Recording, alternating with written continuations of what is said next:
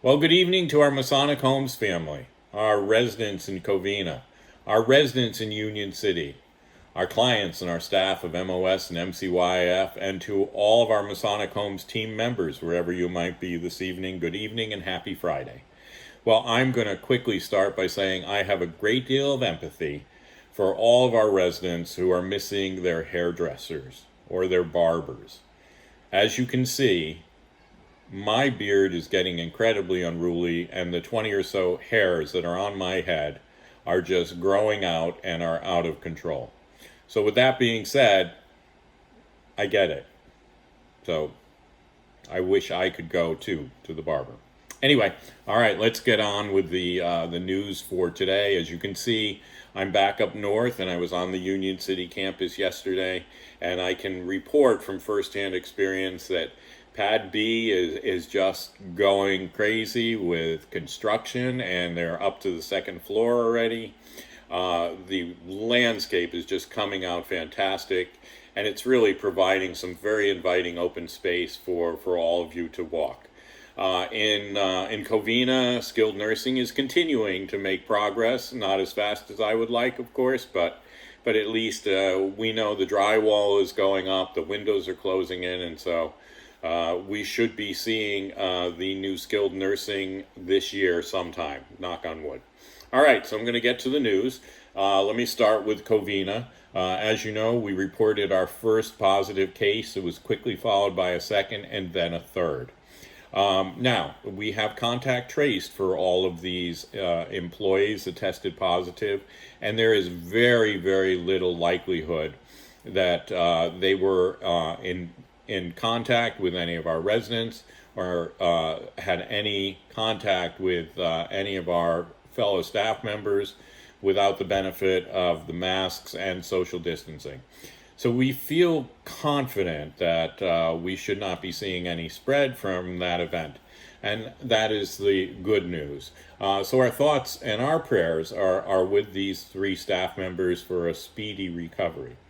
Now, in Union City, of course, you remember we had three positive as well, starting with the first vendor. That was a couple of months ago, and he was a physical therapist, not a staff member of ours. And then we had two additional staff members that have tested positive. Great news, both of them, both of our staff members have been cleared by physicians, and we're hoping to see them back at work pretty soon because they have been cleared. So we have done, of course, a great deal of testing since then. So let me give you some of the numbers. We've done 1,850 tests so far. We have 1,424 negative tests, and we're still waiting on the results of 419. Now, this week we have had two residents that showed symptoms of the virus. They didn't test positive yet for the virus. One of them was a resident of Lorber, so he and his roommate, in abundance of caution, were moved down to the isolation floor, which is second floor of Lorber. Today he had no fever, so no symptoms today. But in an abundance of caution, we're going to wait until we get his test result back. And then we had another resident over in assisted and independent living over in Union City who had a cough, has been evaluated by a physician, a test has been taken, we're waiting on the results. But until then, this resident will stay in isolation. But the physician does not believe this is anything other than a cough, which should resolve. So that's good news, and I can still say with certainty that MHC is still COVID-free. We don't have a single resident that has tested positive. So all good news, and I will tell you that we have been incredibly fortunate and incredibly lucky, and I thank God for that. All right, now for the really bad news, of course, which is that we live in a state that is experiencing skyrocketing numbers of cases, and we still have more cases than any other state in the United States. And our death rate is climbing, and the resources for our hospitals is diminishing in many areas of the state, and we're starting to see quite a few cases in the Central Valley. So that's all bad news. And so for those of you on our staff that are continuing to be out in the community, and I know there's no other option. I just want to make sure that you're staying as safe as you possibly can. And I know that's a challenge. So let me go on to mask wearing. And I have to say, I've had very favorable reports from our staff who are telling me that our residents are really, really being good about wearing their masks. And remember that our staff members cannot enter your apartment unless you are wearing a mask.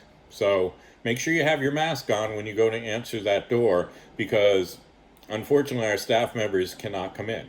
Okay, so masking is incredibly important. And for those of you who are out in the community, to our team members, please wear your mask, keep a social distance, and wash your hands frequently. It's important to all of us. Remember, the life you save is not necessarily going to be your own, but it may be your family or one of our residents. So please follow the rules. Be careful. Don't go to big social gatherings. Really, just wait. This will all be over in time. The good news is there's been a lot of progress on the front of getting the vaccines, and we're just going to have to remain hopeful. So that is the news of the day. I don't have much else to say other than TGIF. I hope you had a great happy hour today. I hope you're enjoying our happy hours. I hope you're enjoying the toasts. And I look forward to coming back to you on Monday.